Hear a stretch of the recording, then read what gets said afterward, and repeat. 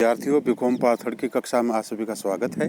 मैं doctor RM. Yadav आज आपको बीकॉम पार्ट थर्ड के paper first functional management business administration first के महत्वपूर्ण टॉपिक नियोजित अर्थव्यवस्था में विक्रय कार्य की भूमिका या महत्व, role and importance of selling in a planned economy topic के संबंध में आपको बताने जा रहा हूँ। सभी विद्यार्थी ध्यान से सुने। प्रिय विद्यार्थियों, विक्रय का संपूर्ण व्यावसायिक जगत में ही नहीं बल्कि संपूर्ण अर्थव्यवस्था में भी महत्वपूर्ण स्थान है। वास्तविकता तो यह है कि विक्रय के अभाव में संपूर्ण अर्थव्यवस्था का गति चक्र ही रुक जाएगा। शायद इसीलिए अनेक विद्वानों, विक्रयकर्ताओं और शास्त्रियों ने इस तथ्य को अनेक रूपों में दोहराया है कि विक्रय के बिना कुछ भी घटित नहीं होता। Nothing happens until somebody sell something। वस्तुतः संपूर्ण अर्थव्यवस्था में जो कुछ होता है विक्रय प्रक्रिया पर ही निर्भर करता है। विक्रय उपभोग की प्रक्रिया को जन्म देता है, अतः उपभोग उत्पादन का आदि एवं अंत है। अतः बिना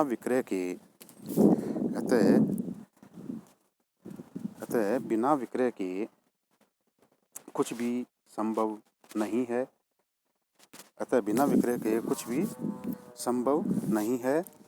अतः विक्रय के अर्थव्यवस्था समाज में उत्पादन प्रक्रिया में कुंठित ही रहेगी। जब उत्पादन की प्रक्रिया ठीक से नहीं चलेगी तो रोजगार, जीवन में आराम तथा खुशी, राष्ट्रीय विकास, सरकारों का उत्पादन एवं पतन, खेल एवं खिलाड़ी, वैज्ञानिक आविष्कार एवं नवप्रवर्तन आदि सभी प्रकार की प्रक्रियाएं भी मतप्राय ही हो जाएंगी। अर्थव्यवस्था के विकास के द्वारा ही राष्ट्र एवं समाज की अन्य क्रियाओं का भी विकास होगा। संपूर्ण अर्थव्यवस्था के विकास के लिए विक्रय कार्य अति महत्वपूर्ण कार्य है। संक्षेप में, विक्रय कार्य का संपूर्ण अर्थव्यवस्था में महत्वपूर्ण स्थान है। इसके महत्व को अर्थव्यवस्था के विभिन्न घटकों के संदर्भ में समझना उपयुक्त होगा। विक्रय का महत्व व्यावसायिक संस्थाओं के लिए भी महत्व है, उपभोक्ताओं के लिए भी महत्व है, समाज एवं राष्ट्र के लिए भी महत्व है। जहाँ तक व्यावसायिक संस्थाओं का महत्व है, व्यावसायिक संस्था के लिए विक्रय कार्य सर्वाधिक महत्व है। विक्रय में व्यवसाय दो शब्द अलग अलग हैं किंतु परिणाम एक ही है। विक्रय के बिना तो व्यवसाय का नाम मात्र ही नहीं रह जाता है। एक व्यावसायिक संस्था के लिए विक्रय ही व्यवसाय की सफलता का आधार है।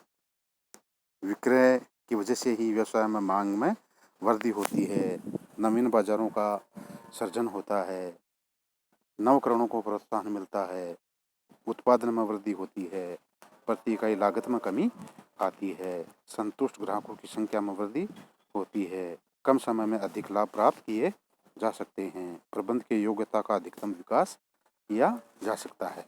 अतः व्यावसायिक संस्थाओं के लिए अनेक प्रकार से विक्रय की भूमिका है। सेकंड है, उपभोक्ताओं के लिए भी विक्रय कार्य की महत्वपूर्ण भूमिका है। उपभोक्ताओं को यथा समय वस्तुओं की उपलब्धि हो जाती है। जिस स्थान पर, जिस मूल्य पर, जिस समय वस्तु चाहते हैं, विक्रय के माध्यम से वस्तुओं को उपलब्ध करवाया जा सकता है। उपभोक्ताओं को विभिन्न प्रकार की आवश्यक जानकारी विक्रय के माध्यम से प्राप्त हो जाती हैं। धन का सदुपयोग होता है। उपभोक्ताओं को विभिन्न प्रकार के परामर्श लेने में सुविधा रहती है। उपभोक्ताओं को अधिक संतुष्टि मिलती है। कम मूल्यों पर उपभोक्ताओं को वस्तुओं की उपलब्धि हो जाती है। नई नई वस्तुओं की उपलब्धि हो जाती है। उपभोक्ताओं के जीवन स्तर में सुधार होता है। तो उपभोक्ताओं को भी अनेक प्रकार के लाभ होते हैं। समाज एवं राष्ट्र को भी विक्रय से अनेक लाभ हैं। जैसे देश के उत्पादन में वृद्धि होती है। यदि मांग होगी तो उत्पादन किया जाएगा, परिणाम स्वरूप देश में उत्पादन बढ़ेगा। व्यवसाय क्रियाओं में अभिवृद्धि होती है। संपूर्ण व्यवसाय की जगत की क्रियाओं में वृद्धि करने में सहायक है। एक विद्वान ने तो यहाँ तक लिखा है कि विक्रय कार्य व्यवसाय का सृजन करता है। वास्तव में विक्रय कार्य व्यवसाय की समूह की प्रगति में सहायक है। एक संस्था की विक्रय वृद्धि से अन्य अनेक संस्थाओं में स्वतः विक्रय वृद्धि होती है और व्यवसाय में भी वृद्धि होती है। प्रबंध क्षेत्र के एक विचारक हेरन ने अध्ययन करके बताया कि विक्रय ही ऐसा कार्य है जिससे व्यवसाय की सर्वाधिक अभिवृद्धि होती है। उन्होंने एक अनुसंधान से यह स्पष्ट कर दिया कि जूता बनाने वाली एक कंपनी 50 दूसरे उद्योगों से माल खरीदती है। इनमें चमड़ा तथा रबड़ उद्योग भी सम्मिलित है। चमड़ा उद्योग स्वयं 43 दूसरे उद्योगों से माल खरीदता है, जबकि रबड़ उद्योग भी कांच उद्योग से माल खरीदता है। कांच उद्योग 61 उद्योगों से माल खरीदता है। इस क्रम में जूता उद्योग से कुल 190 उद्योगों में उत्पादन एवं विक्रय का कार्य किया जाता है। स्पष्ट है कि एक उद्योग में विक्रय से देश के सभी उद्योगों में विक्रय होता है। इस प्रकार विक्रय से देश के व्यवसाय की अभिवृद्धि होती है। तो राष्ट्र, समाज या राष्ट्र को अनेक प्रकार के लाभ हैं। उत्पादन में वृद्धि होती है, व्यावसायिक क्रियाओं में वृद्धि होती है, प्रति व्यक्ति आय में वृद्धि होती है, संपूर्ण राष्ट्रीय आय में वृद्धि होती है।